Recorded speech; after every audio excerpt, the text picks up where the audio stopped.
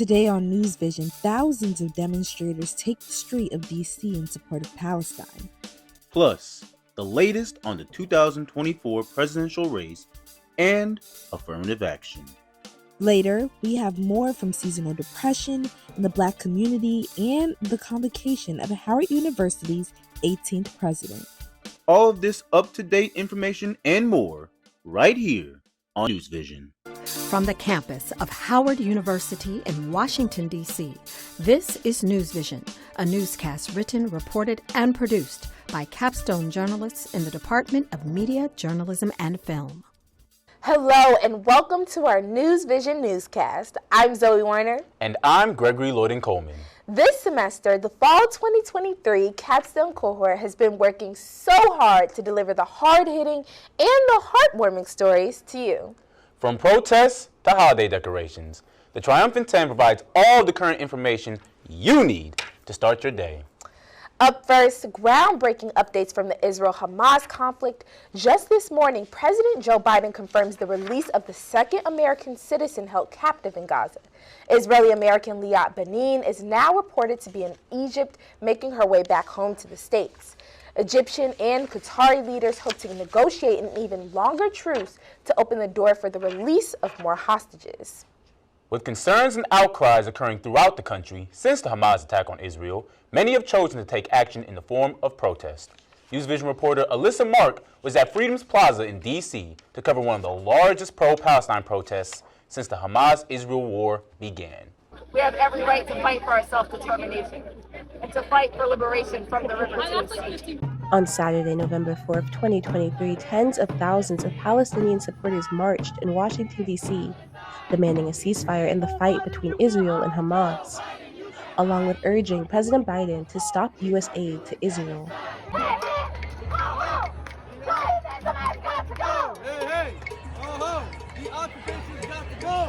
People of all ages, races, cultural identities are here at the Freedom Plaza in Washington, D.C., and they're here to tell you why. Show solidarity with them, to show the support as much as I could. And this is really the least we can do is come out and protest. There are so many of us here from all over the country that came to march for one reason. We want to end all U.S. aid to Israel. Our tax dollars are funding genocide, apartheid, and ethnic cleansing, and it's about time we say that enough is enough. The protesters marched from Freedom Plaza to the front of the White House gates. Regardless of your class, race, gender, anything, people with any kind of human consciousness have got to call for a stop to this, a ceasefire. While others are saying a ceasefire is simply not enough. Not just a ceasefire, an end to U.S. aid, an end to the settler colonial regime, an end to apartheid. We have every right to fight for our self-determination and to fight for liberation from the river to the sea. With Howard University NewsVision, I'm Alyssa Mark. The ongoing war has caused a major loss of life in both Israel and Palestine. The current death toll in Israel is over 1,200 and 16,000 in Palestine. It's hard to believe, but the presidential race for 2024 is now less than 1 year away. President Joe Biden faces little opposition in his bid for re-election amongst the Democrats, and 7 Republicans are vying for the GOP nomination. South Carolina Senator Tim Scott has become the latest to suspend his campaign for the Republican nomination, and former President Donald Trump is currently leading his Republican opponents despite the ongoing trials for business fraud, election interference, and holding on to classified documents at his Mar-a-Lago estate in Florida. While the nation is gearing up for the polls, President Joe Biden recently honored the organization that championed for the voting rights of African Americans during the year's 60th anniversary of the March on Washington.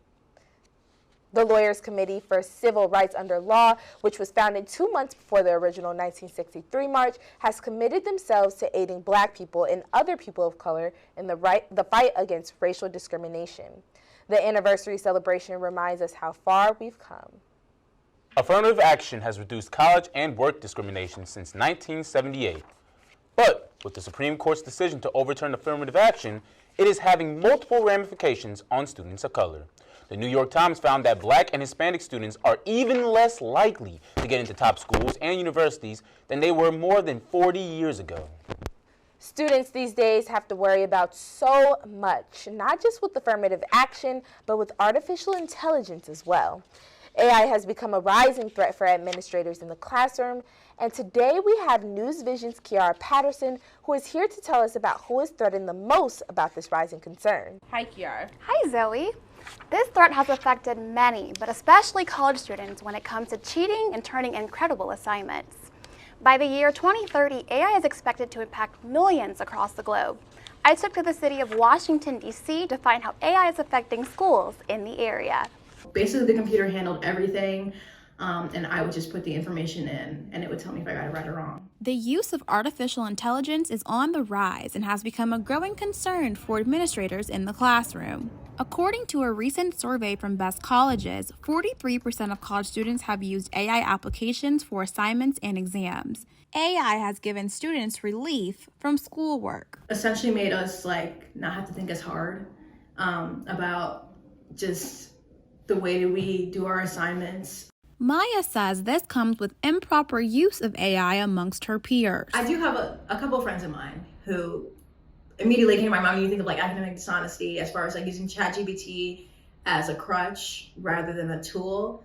This crutch has become very sophisticated. I'm asking ChatGPT right now to write me a story about the rise of AI affecting credibility in schools. And here's what it came up with. Professors are also cracking down on AI usage by using AI tools themselves. They know how sophisticated AI can be when it's on their behalf, right? When they're trying to put in two words and then come up with an essay, but it's also just as sophisticated on our part too. Like if you shift the system and the software can tell us your eyes are shifting too much. Other universities like Harvard and Stanford are also cracking down on AI when reviewing college admission essays. Zoe, back to you. Yeah, Kiara, I definitely know a few people myself who use ChatGPT or AI, but we have heard that they have already begun using various detection software for the 2024-2025 admission season. Thanks again, Kiara. Up next on NewsVision, a vaccine being created to help individuals with triple-negative breast cancer. Girls from all over the country receive a special honor at the White House. And at this year's Congressional Black Caucus, how storytelling and hip-hop make up the perfect rhyme. Stay tuned. It's about that time.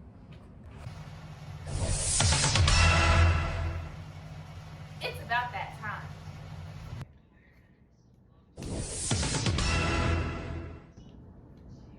It's time. It's about that time.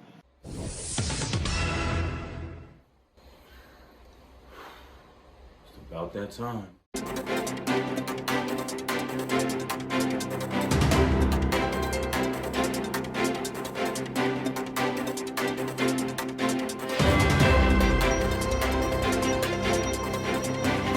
It's NewsVision time.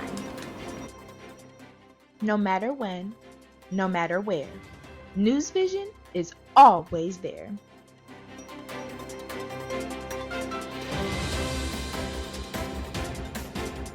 We now take a closer look at a medical condition that disproportionately affects Black women, triple-negative breast cancer. Although it only accounts for 10 to 15% of the illness, the disease is a major concern. But doctors and survivors are hopeful about a new vaccine that could bring new hope. Our NewsVision reporter Ginger Madison has more. A new vaccine is planning to strike the nation later this year, giving hope to those affected by one of the deadliest illnesses to date. In September, the Cleveland Clinic announced trial studies as its next step in the development of their medicine. The vaccine, first publicized in 2021, targets triple-negative breast cancer, the most aggressive form of the disease.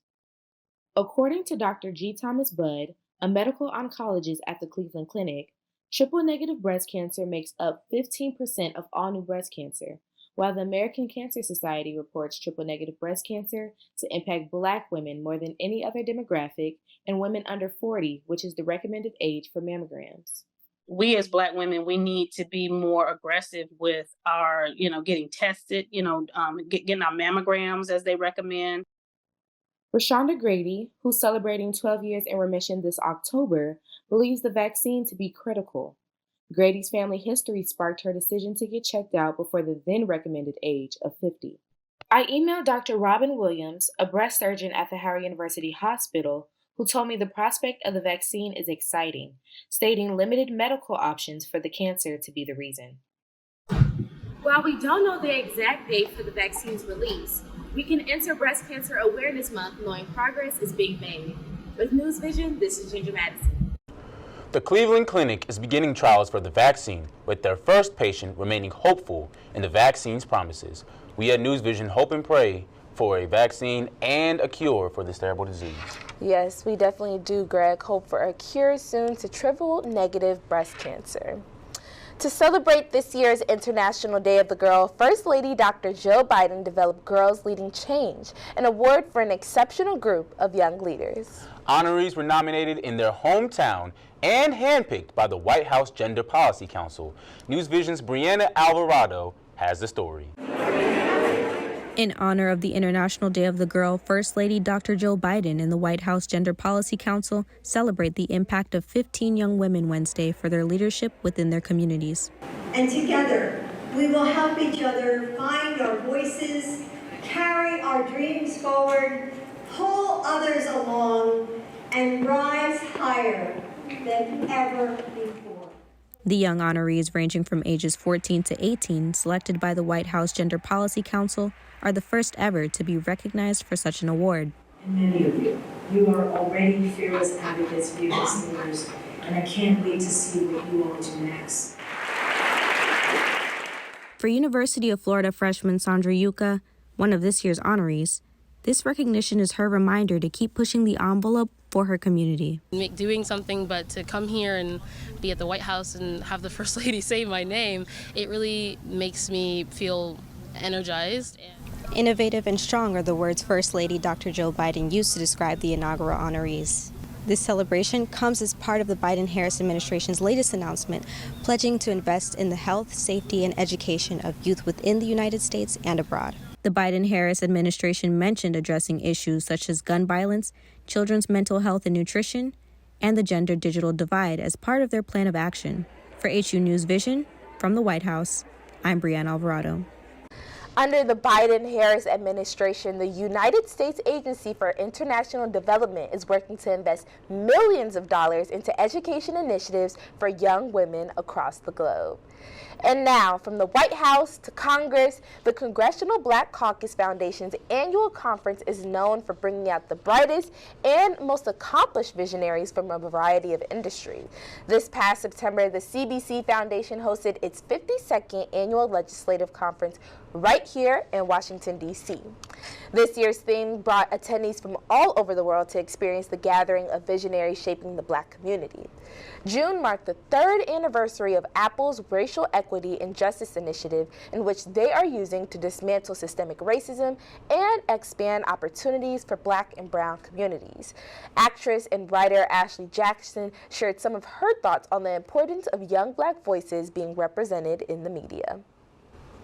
Well, I would think that, we are the movers and shakers that are going to be taking this industry to its next heights. So it's essential that we're having these dialogues now. News visionaries were among the journalists covering the CBC this year. It was truly a great experience for all of us. I know I got to attend some great events, Greg. I don't know about you, but it was a great conference, and I look forward to it next year. Yes, it was a great conference, and I really did have the honor and privilege of being at the 52nd CBC conference, as well as the entire Capstone News Vision course. Hip-hop and politics may have more in common than one may think, from their strong influence on the masses to their ability to motivate people. NewsVision's Furin-Cambell covered the CBC panel on that topic. The room hosting the Hip Hop and Politics panel at the 2023 Congressional Black Caucus was packed with attendees, all gathered in support of the hip-hop community and its impact and influence on Black political movements throughout history. We're the #1 consumed music in the world right now. Analysts encouraged attendees to take control of the power hip-hop possesses and harness it to promote positive change for the Black community. Do you know that you are the first generation in American history that has to tell a younger generation that they got less rights than you? That never happened. But the people ain't mad enough. We must deal with the fact that while our parents fought for equality in the 20th century, we are now fighting for existence in the 21st century. Hip-hop was born out of, people trying to find a way to have some type of safe recreation. Personally, for me, it's therapy. It's another way for me to get things off my chest, and it's another way for me to use my voice. My voices matter. Being able to, speak and uplift and inspire others through the music, because music is the easiest way to get a message across. It is the role of the artist to make the revolution irresistible. For years, hip-hop has served as a powerful catalyst for change within the community and as a voice of the people, and it will continue to for many years to come. With Howard University NewsVision, I'm Furin-Cambell. Coming up next, it's great to be an upperclassman at Howard until you realize you don't have a place to live. Luckily, we may have some helpful tips for these students. And get to know a Howard student who double majored as a student and a mother. Hear from this young mother on how she stayed determined to graduate here at the Mecca. Are you looking to improve your understanding of what's going on around you? Do you want to keep up with the events happening in your community? Would you like to know how to best prepare yourself for what's to come? Like a good reporter, NewsVision is there. Trust the Triumphant Ten to keep you ahead of the game. We have your back. Here 60 years ago, Scenes everything from local crime to government affairs and exciting events happening in your community. NewsVision, here to bring you the most up-to-date information about the news that matters to you most. Housing has proposed an issues for many residents in D.C., especially students, and it's affecting upperclassmen who are struggling to look for safe and affordable options in the area. I took a step into the field to find out if there's a solution for this problem. The housing crisis isn't new at Howard. Ranked one of the most expensive cities in the U.S., Washington, D.C. provides a challenge for students looking for affordable housing. Student Kennedy Matthews tells me why she recently moved from her $2,300 a month apartment. Pests, like roaches, like around the area, and then there was also like rats. Like I saw one like in the stairwell one time. Everyone needs a place to lay their head at night, but for students, that necessity has become more difficult when dorming availability is limited and rent is increasing, if not doubling. Student Kiera Jackson had to consider other options like a gap semester because of the lack of housing availability. The last thing I'm trying to be worried about is housing. I have to worry about credits, classes, passing, graduation, all of these things, and I feel like housing should be a given. I never really understood the whole accepting more than you can actually fit on your campus. DC Realtor Kimberly Diggs provided some suggestions for students looking for alternative options to affordable housing. I am definitely a proponent of being a little bit more creative with housing styles and what housing looks like for folks. Perhaps, roommate situations. I know that it's not ideal. It may not be ideal to share rooms, but perhaps if you get a one-bedroom apartment, rather than each person having their own separate bedroom, still treat it like a dormitory style living. While Howard University's housing ranges from $1,000 a month, apartments in the surrounding Shaw neighborhood vary from $1,700 to $2,400 a month. I know that is very unfeasible for a lot of students, especially in the area, especially with how high rent is lately. I don't know. $2,400 a month for an apartment is crazy. That's a lot. That is crazy, That's to say a lot. the least. Although most people associate the colder months of the year with fond memories and holiday celebrations, for many, this season isn't as jolly as they hope it to be. That's right, Greg. From late fall to early winter, about 5% of adults in the U.S. experience seasonal depression. NewsVision's Briana Alvarado has a story on how this seasonal disorder is affecting the Black community. When I was told, I didn't really think anything of it. I actually felt happy because it was like, oh, I'm not crazy. It's like now all in my head. Like I now know what's wrong with me. With fewer daylight hours during the winter season, It's time to check in on your friends grappling with winter blues, commonly known as seasonal depression, seasonal affective disorder, or SAD. Marked by decreased serotonin activity and increased melatonin levels, experts say it's crucial for everyone to keep an eye out for symptoms during the colder months, as many people don't realize they are even affected. With, the seasons changing, but, the fall, has been, the fall has, there's a lot of loss that is associated with the fall, in terms of anniversary of friends passing or relationship ending or things of the sort. And you couple that with the fact that, the days are getting shorter, it's getting colder out, so the activities that we would, we were doing in the summertime are not readily available. It's compounded. What's coined as the most wonderful time of year is not the reality for everyone. According to a report by the National Institute of Mental Health, seasonal depression affects millions of people, most often occurring in women. However, Howard University student Nasha Adams says it's not nearly discussed enough pertaining to women of color. I was diagnosed probably about 6 years ago, but I've been struggling with it for about 12 years now. After my diagnosis, I've had a foundation with my Black family specifically, but in the Black community, I don't really see much of a conversation around mental illness and how to help combat mental illness, because a lot of the times I actually see it as kind of like some people get it beat out of them, like when they're younger, they get punished for that. And I'm thankful that my parents didn't do that and they listened to me. And it's just like, oh, you're faking it. Stop doing that. Get out of, if you're in bed all day and you don't want to do anything, get out of bed. Stop it. There's nothing wrong with you. And I'm glad I wasn't met with that. But I really want to see the narrative change around that, especially for Black people as well. For Adams, it's important to have a strong support system to help her cope with seasonal depression and face it head on. It is her hope that the narrative surrounding mental health in the Black community can change for the better. NewsVision's Furin-Cambell spoke with Victoria Greer, another Howard University student who struggles with seasonal depression. She says that a combination of therapy, support from her family, and self-help practices have greatly improved her mental health and daily life. People think that you can just turn it off and on, or it's easy for you to endure, especially with people who have high functioning depression like I do. Sometimes it's very easy for me to mask how I'm feeling or how I'm doing inside. When I first started therapy and going to see my therapist, I was at a point where I literally could not go outside by myself because I was so afraid that something was going to happen to me. If you can get a Black therapist, getting a Black therapist is very helpful, just because I've had white therapists and sometimes they just don't understand where I'm coming from in a cultural sense.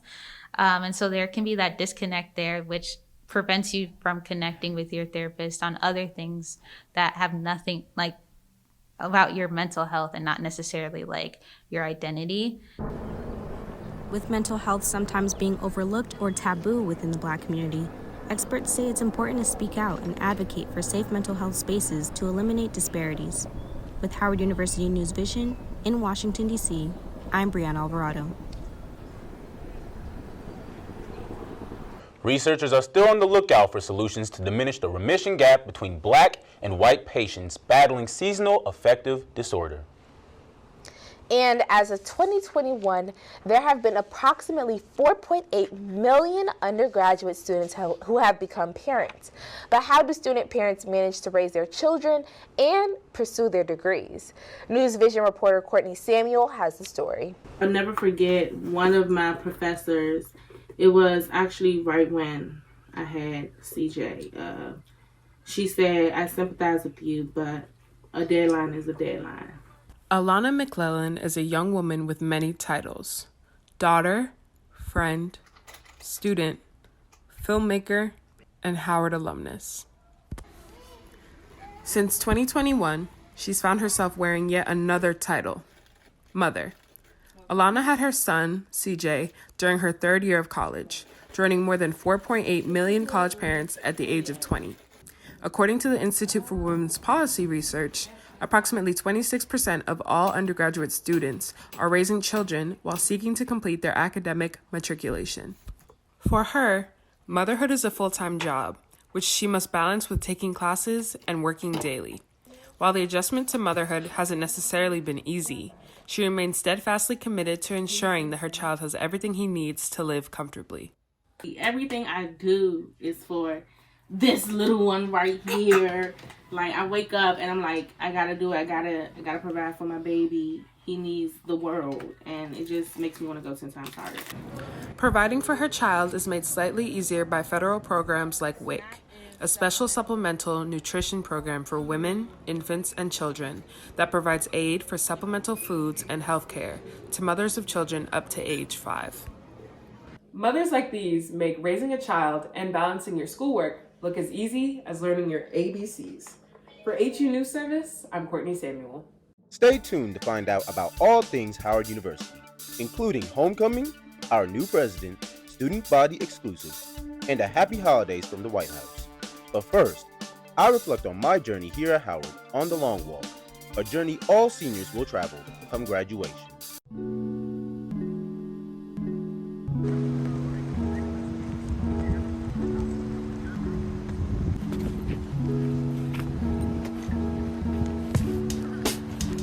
That had character, and its character came from great people walking the long walk. Everyone who spoke at commencement walked the long walk. Presidents, Haile Selassie, great sports figures, Jackie Robinson, Mary McLeod Bethune, they all walked the long walk. So it embodies, and it's the vessel that contains the history of Howard University. It symbolized movement of people, throughout their academic careers.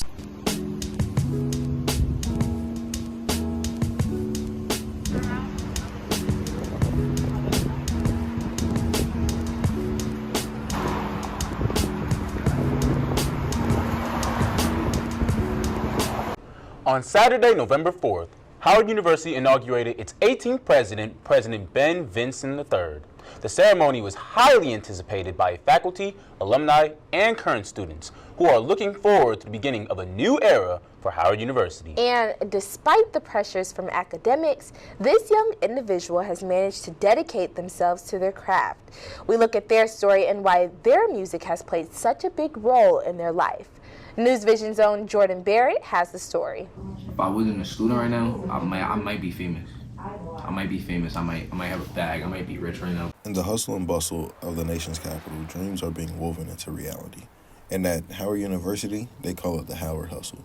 College students connect with other students to support each other's dreams and aspirations. Howard University's Miles Williams is balancing his rigorous academics with his burning desire to make a mark in the music industry. Hailing from a vibrant music scene of Long Island, Miles' love for his music began at a young age. I'm here in the sound studio, where creativity and ambition go hand in hand. Whether it's practicing vocals during breaks or writing lyrics while waiting for their next class, this is where students can show their true dedication and perseverance. What started as a hobby quickly turned into a passion.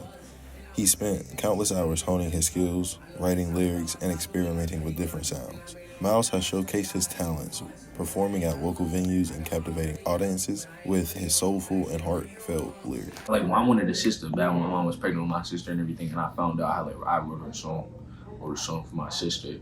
Miles' determination led him to the recording studio, where he poured his heart and soul into his music.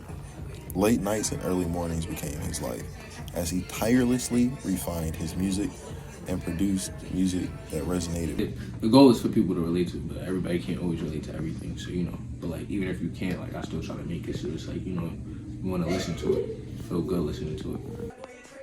For Howard University NewsVision, I'm Jordan Barrett. Like Miles, Howard University is filled with student entrepreneurs making a name for themselves. From fashion to music to photography, these students are truly going above and beyond. Today, we have NewsVision star Garner, who is here to catch us up on one of those students right now. Hi, Star. Hi, Zoe. Yes, I got a chance to speak with one of Howard University's finest photographers. I hit the pavement with Latrell Caton to see a day in his life as a student entrepreneur. I didn't think I could make a lot of money off of it. I didn't think it'd be a business, but I had a passion for taking pictures, and that's how I kind of started. And here I am. Latrell Caton, professionally known as TC Shot It, is a DMV-based student photographer. With a vast portfolio ranging from sports, retail, and political events, Trell has built an impressive clientele. Alongside working for the Washington Wizards, the junior political science major recently started working for Howard University's campus life. Although the job has its perks, for Trell it's a constant juggle managing his business and being a full-time student. Pretty much like spacing out time for myself, giving myself grace whenever I need to, and not taking on too many heavy projects. This is a lot harder than it looks. Maybe I should leave it to the professionals.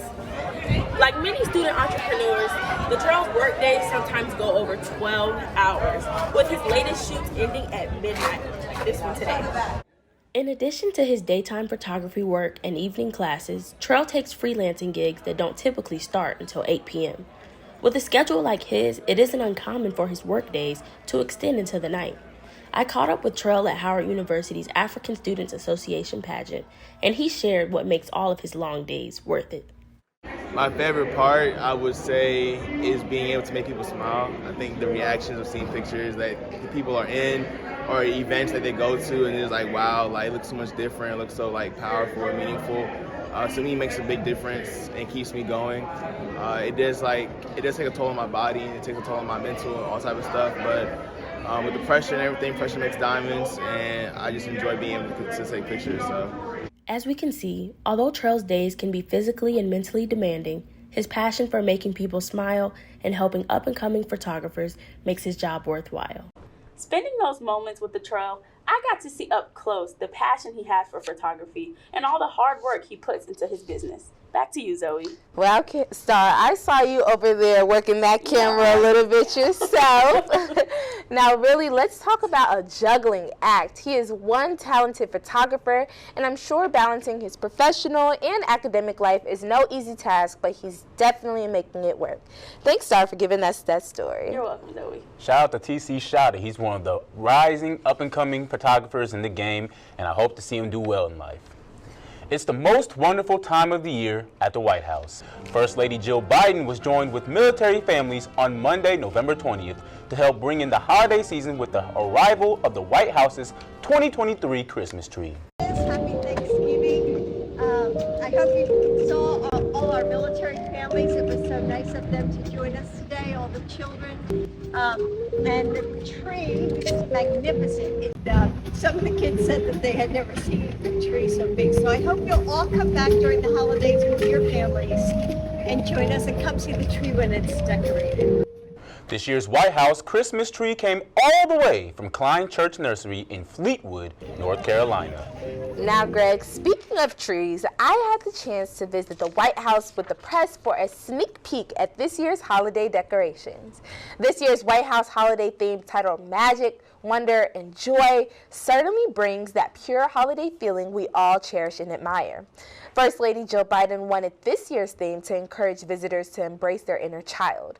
With over 300 dedicated volunteers, the White House successfully brought its visitors through a leap in time to capture the joy and warmth of the holiday season. I had a great time at the White House, being able to see all of the decorations, the trees. It was truly beautiful. Yes, and one thing this course has provided us is the opportunity, the honor, and the privilege to cover so many spectacular events at the White House right here in our nation's capital. That's right, Greg. And now, speaking of the holidays, NewsVision wishes you a safe and happy holiday season.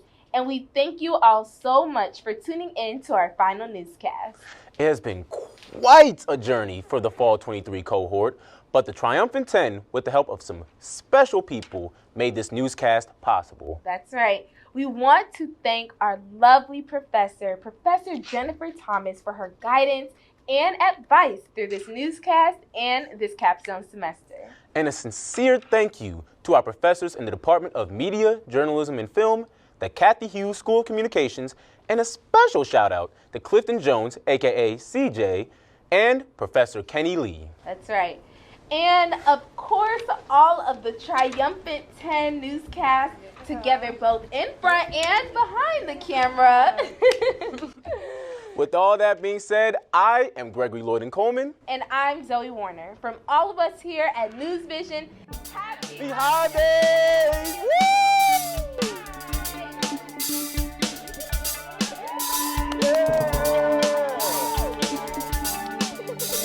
Beautiful show.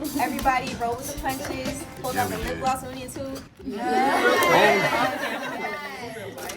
Best anchors ever, so. Oh, period. Best family. Look at this family right here. Everybody always shows up with such a great attitude, and like we really help each other. And I've never had a class like this that like has been so family oriented.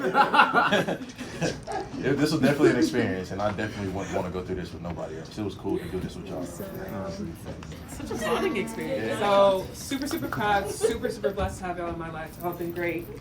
It's been an honor to work with all of you, and I hope to see you in a newsroom or wherever.